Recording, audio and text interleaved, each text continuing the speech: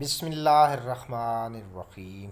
جب حضرت نوح علیہ السلام کشتی بنا رہے تھے تو ایک مومنہ بوڑھی عورت روز اللہ کے نبی کے پاس اپنی گٹھڑی لے کر آتی اور کہتی، اے اللہ کے نبی، کب کشتی روانہ ہوگی؟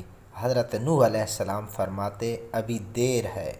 وہ عورت شام تک بیٹھی رہتی اور پھر اٹھ کر چلی جاتی۔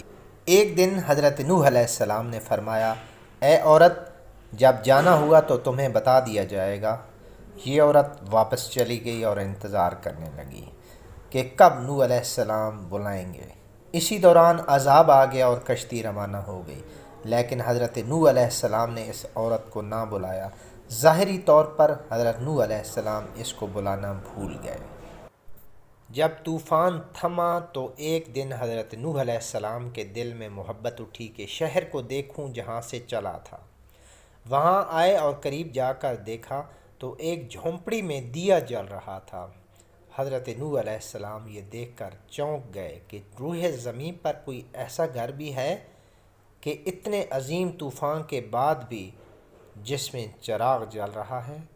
انہوں نے وہاں تکبیر بلند کی تو وہ عورت سامان لے کر آ گئی اور کہنے لگی، یا نبی اللہ، کیا کشتی تیار ہے، چلیں؟ حضرت نوح علیہ السلام نے حیرت سے اس کو دیکھا اور کہا، رکو بوڑھیا، کیا تمہیں کچھ بھی پتہ نہیں چلا؟ وہ کہنے لگی، یا نبی اللہ، کیا نہیں پتہ چلا؟ کہا، اتنا بڑا سیلاب آیا، بارش آئی، تمہیں کچھ بھی پتہ نہیں چلا؟ بوڑھیا کہنے لگی، یا نبی اللہ، بس ایک دن بادل گرجے تھے اور کچھ ہلکی سی پھوار پڑی تھی۔ حضرت نوح علیہ السلام حیران ہو کر آسمان کی طرف دیکھنے لگے اور کہا، میرے اللہ، یہ کیا ماجرا ہے؟